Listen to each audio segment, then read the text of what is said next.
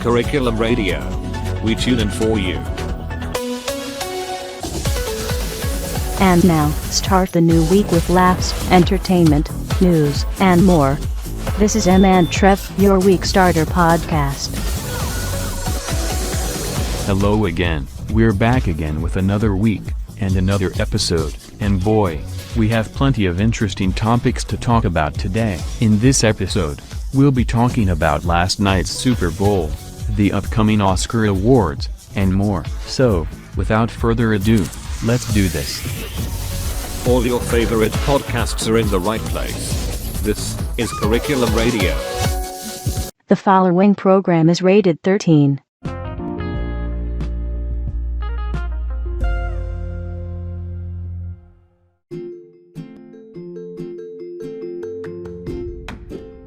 Welcome back to another brand new episode of Em&Trev. Yep, we made it to another new week. I mean, wow, did you see the Super Bowl last night?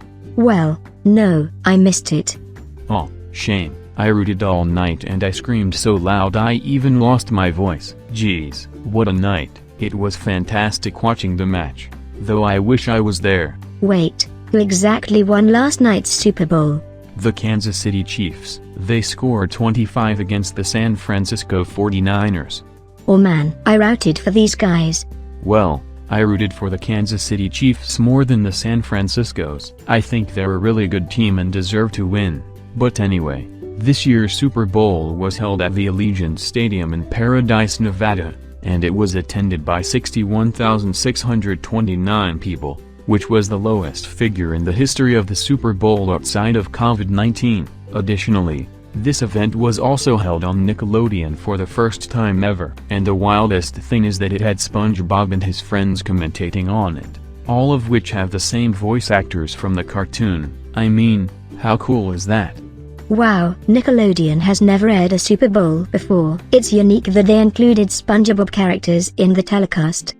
Oh, and let's not forget about Sweet Victory. Yup, they finally did it. SpongeBob opened the Super Bowl with a performance of Sweet Victory, the same song that played out in the episode called Band Geeks. People have been debating which Super Bowl halftime performance was the all-time best, but we can all agree that it was this performance that deserves an award.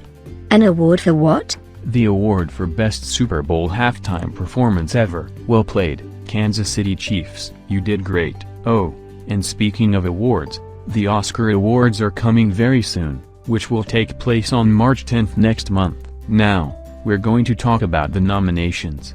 2023's hit movie, Oppenheimer, has 13 nominations, the most nominations of the year. Other films like Poor Things, has 11 nominations, whereas Killers of the Flower Moon, has 10 nominations.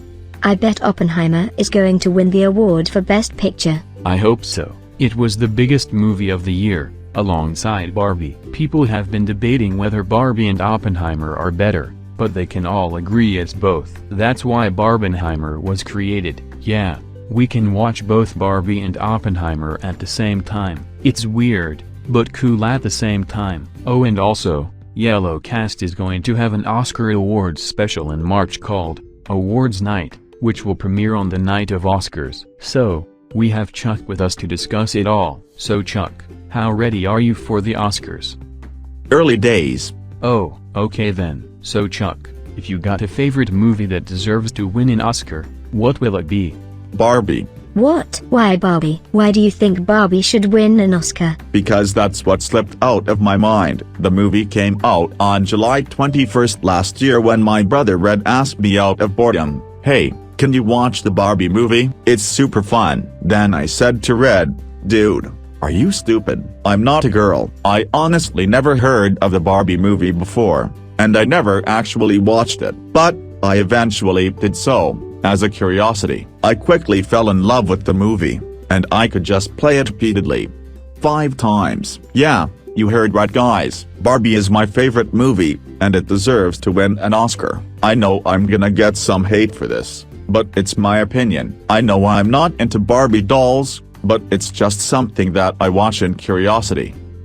Wow, that is weird. Chuck being a fan of the Barbie movie. I know right, but, aside from Barbie, I do believe that Oppenheimer is an awesome movie too, and it too deserves to win an award. The question is, which movie do I love the most? Who knows? People have lots of opinions, some can share theirs, and so on.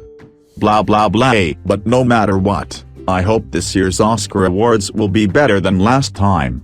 And about your Oscar Awards special, what can you expect on the March 10th episode of YellowCast? That's a good question. The special will be on March 10th, which is on a Sunday. Yes, we're doing an YellowCast episode out of schedule. We don't usually do this before, so there is a small chance that we could do these episodes out of schedule in case a major entertainment or sports event is going on in the world, and the Oscar Awards is no exception. In this episode, we'll of course talk about the Oscar Awards, randomness of course, and even a fictional awards ceremony that honors, well, stuff, but I currently can't tell you much about it. But I hope everyone from both YouTube and Spotify can watch and listen to this. It's gonna be great.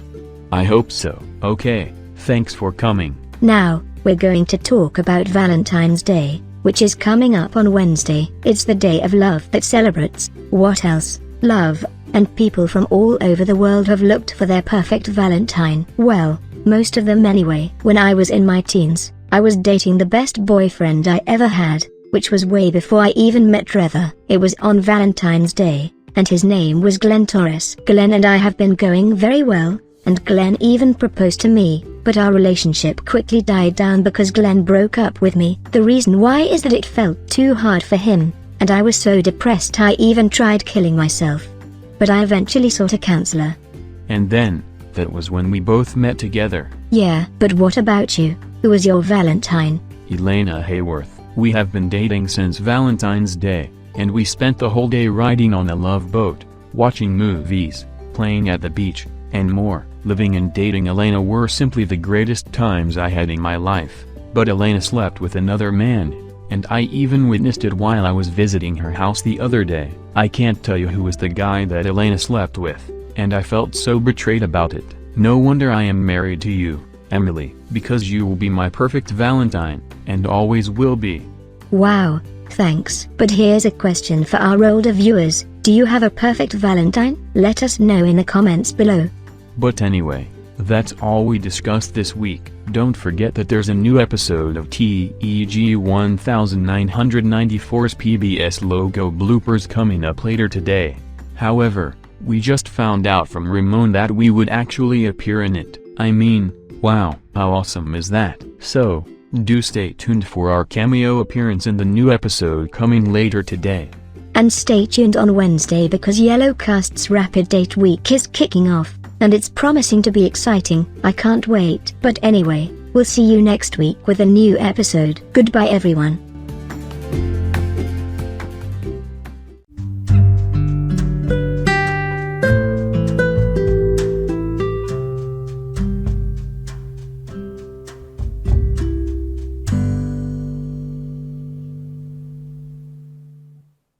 Curriculum Radio was owned by Curriculum Entertainment and all of its content belongs to their respective owners. All rights reserved.